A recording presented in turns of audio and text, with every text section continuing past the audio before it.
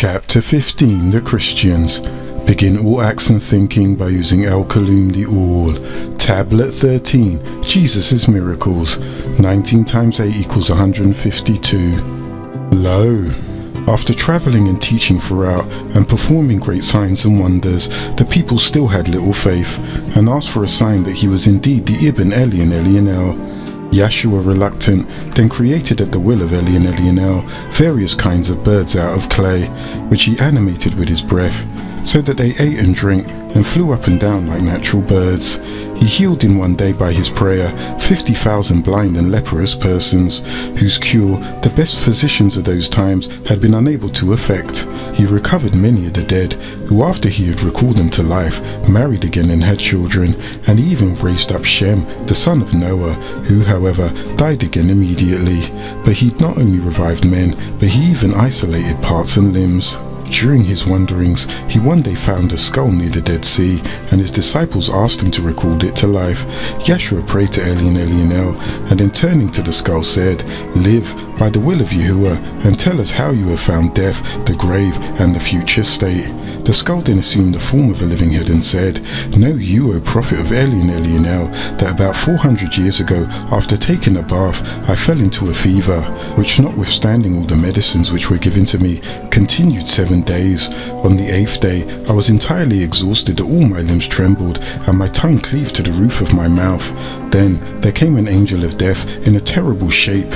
His head touched the sky, while his feet stood on the lowest depths of the earth. He held a sword in his right hand and a cup in his left, and there were 10 other angelic beings with him, whom I took to be his servants. I would have shrieked so loudly at their sight that the inhabitants of heaven and earth must have been petrified, but the angelic beings fell on me and held my tongue, and some of them pressed my veins so as to force out my soul.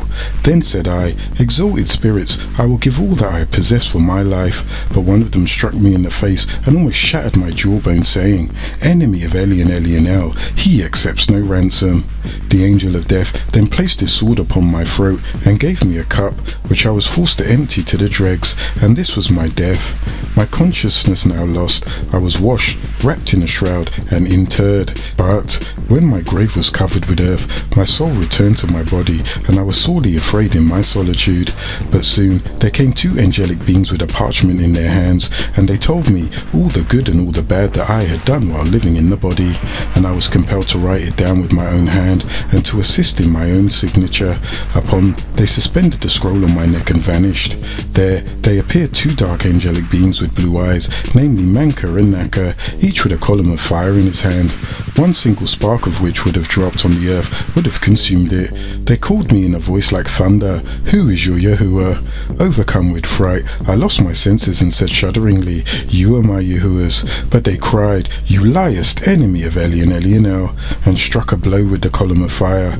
That sent me down to the 7th earth. But as soon as I returned again to my grave, they said, O earth, punish the man who has been rebellious against his Yahuwah.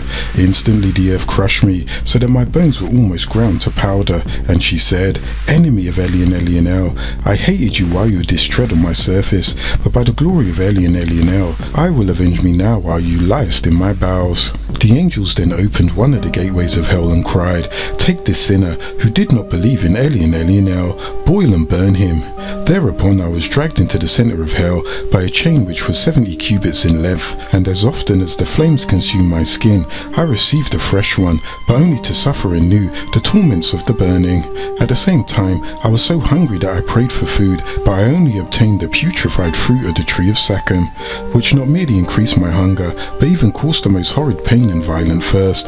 And when I asked for something to drink, nothing but boiling water was given to me. At last, they urged one end of the chain with such violence into my mouth that it came out through my back and chained me hand and foot. When Yeshua heard this, he wept with compassion, but demanded of the skull to describe hell more minutely. Now then, continued the skull, O prophet of Elianel, that hell consists of 7 floors, one below the other. The uppermost is for the hypocrites, the second for the liars, the third for deceivers, the fourth for the users, the fifth for those who deny the holy tablets, reject the holy scriptures, and lie on those sent. The sixth is for idolaters, and the seventh for the sinners. The last mentioned abode is least terrible, and sinners are saved from it through repentance. But in the others, the torture and agony is so great that if you, O prophet of Elianel, should just but see it, you would weep with compassion as a woman who had lost her only child. The outer part of hell is of copper, and the inner part of lead. Its floor is punishment, and the wrath of the Almighty its ceiling. The walls are of fire, not clear and luminous, but amber fire, and diffusing a close, disgusting stench, being fed with the men and idols. Yahshua wept long, and then inquired of the skull to which family he belonged during his lifetime. He replied, I am a descendant of the prophet Elias, and what desirest you now, that Elianel would recall me to life, that I might serve him with my whole heart, so as one day to be worthy of paradise. Yahshua prayed to Elianel, O Yahuwah, you knowest this man and me better than we know ourselves, and are omnipotent. Then Elianel said to him, I had long ago resolved upon that which he desires, since indeed he had many excellences, and was especially benevolent to the poor, that he may return to the world through repentance, and if he serve me henceforth faithfully, all his sins shall be forgiven. Yahshua cried unto the skull, Be again a perfect man, through the omnipotence of Elianel. And while the words were still on his lips, there rose up a man who looked more blooming than his former life, and cried, I confess that there is but one El Elo, and that Abraham was his friend. Moses saw him face to face, and you, Yahshua, his soul and word. I confess, moreover, that the resurrection is certain as death, and that hell and paradise do really exist. This man lived 66 years after his resuscitation, and spent his days in fasting, and his shadow hours in prayer, nor did he alienate a single moment from the service of his Rabboni until he died. But the more miracles Yahshua performed before the eyes of the people, the greater was their unbelief, for all that they were not able to comprehend they believed to be sorcery and delusion. Instead of perceiving therein a proof of his mission, even the 12 apostles, whom he had chosen to propagate the new doctrine, was not steadfast in faith, and they asked him one day that he might cause a table to be covered with all sorts of fine foods to descend from heaven. A table shall be given to you, said a voice from heaven, but whomsoever shall thereafter continue in unbelief shall suffer severe punishment. Thereupon there descended 2 clouds with a golden table, on which there stood a covered dish of silver. Many of the Israelites who were present exclaimed, Behold the sorcerer, what new delusions has he wrought? But those scoffers were instantly changed into swine, and on seeing it, Yahshua prayed, O Yahuwah, let this table lead us to salvation and not to ruin. Then he said to the apostles, Let him who is the greatest amongst you rise and uncover this dish. But Simon, the oldest apostle, said, Rabboni, you are the most worthy to behold this heavenly food first. Yahshua then washed his hands and removed the cover and said, In the name of Elianel, and behold, there became visible a large baked fish with neither bones nor scales, which diffused a fragrance around like the fruits of paradise. Around the fish there lay 5 small loaves on it, salt and pepper and other spices. Soul of Elianel, said Simon, are these veins from this world or from the other? But Yahshua replied, Are not both worlds, and all that they contain, the works of Yahuwah? Receive whatever he has given to you with grateful hearts, and ask not where it comes. But if the appearance of this fish be not sufficiently miraculous to you, you shall behold a still greater sign. Then turning to the fish he said, Live. The fish then began to stir and to move, so that the apostles fled with fear. But Yahshua called them back and said, Why do you flee from that which you have desired? Then he called to the fish, Be again what you was before, and immediately it lay there, as it had come down from heaven. The disciples then prayed that Yahshua might eat of it first, but he replied, I have not lusted after it. He that have lusted after it, let him eat of it now.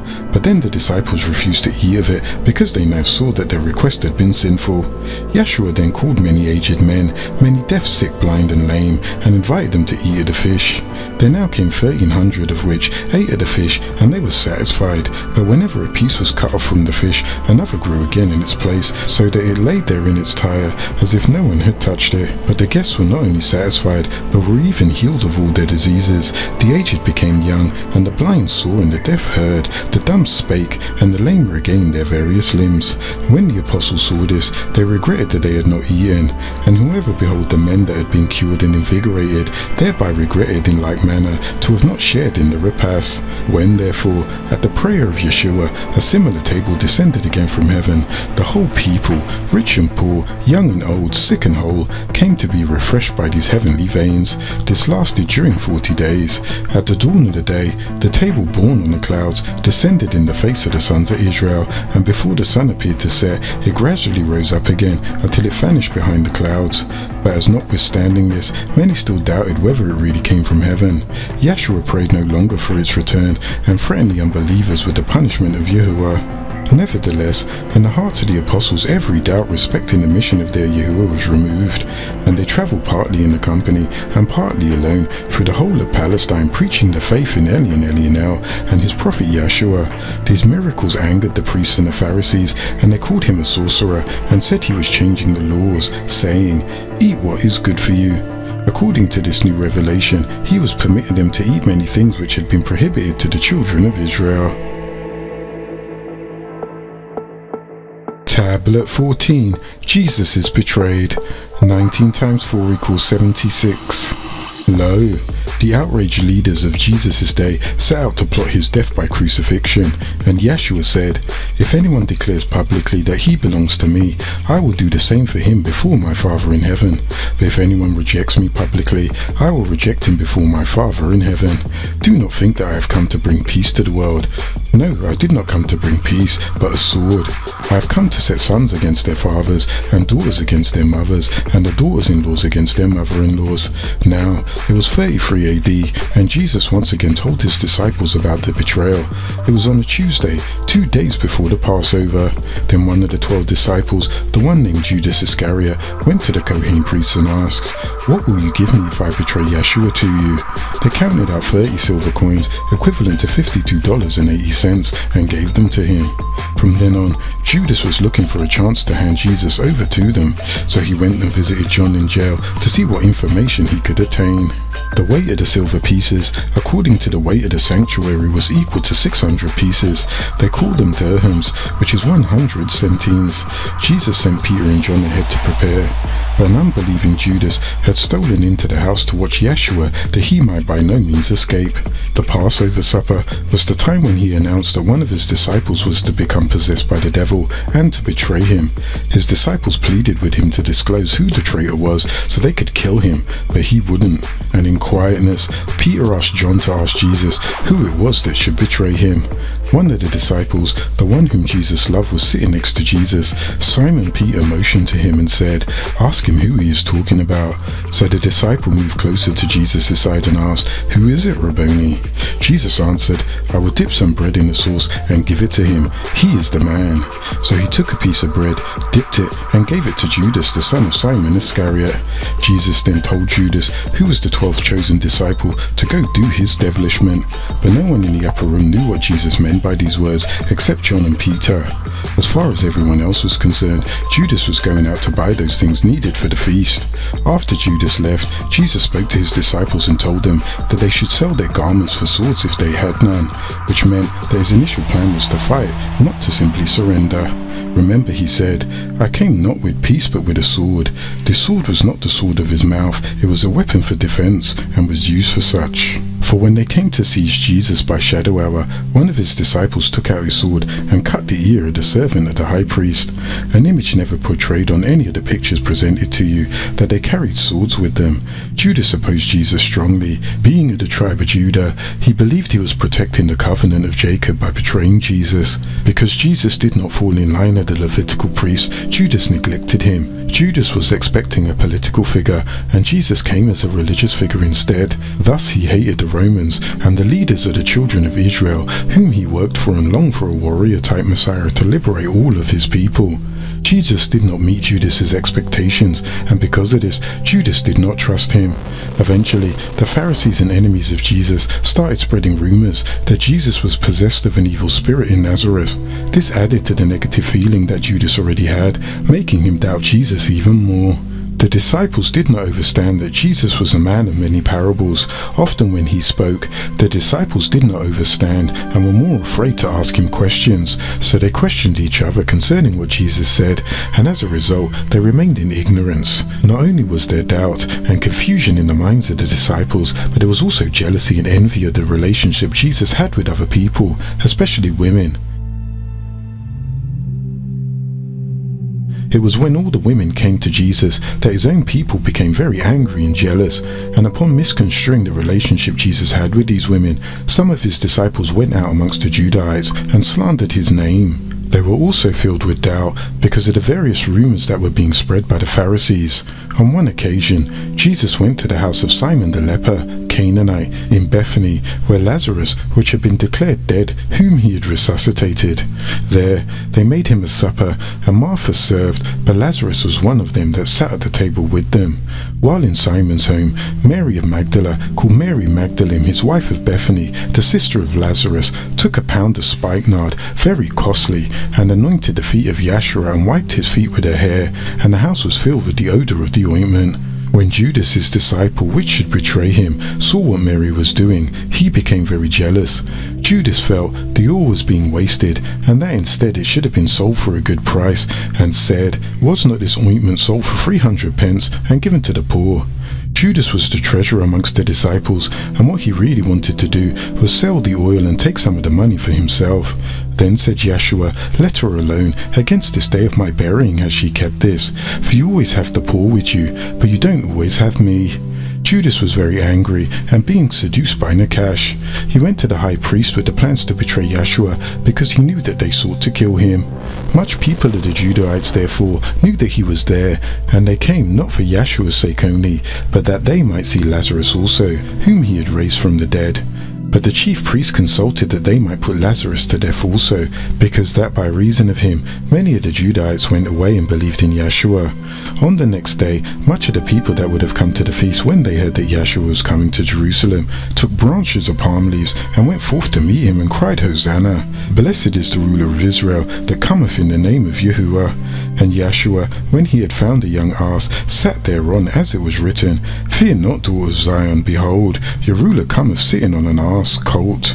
These things understood not his disciples at first, but when Yeshua was glorified, then remembered they that these things were written of him, and that they have done these things unto him. The people therefore that was with him, when he called Lazarus out of the grave, and raised him from the dead, bore record. For this cause the people also met him, for they heard that he had done this miracle.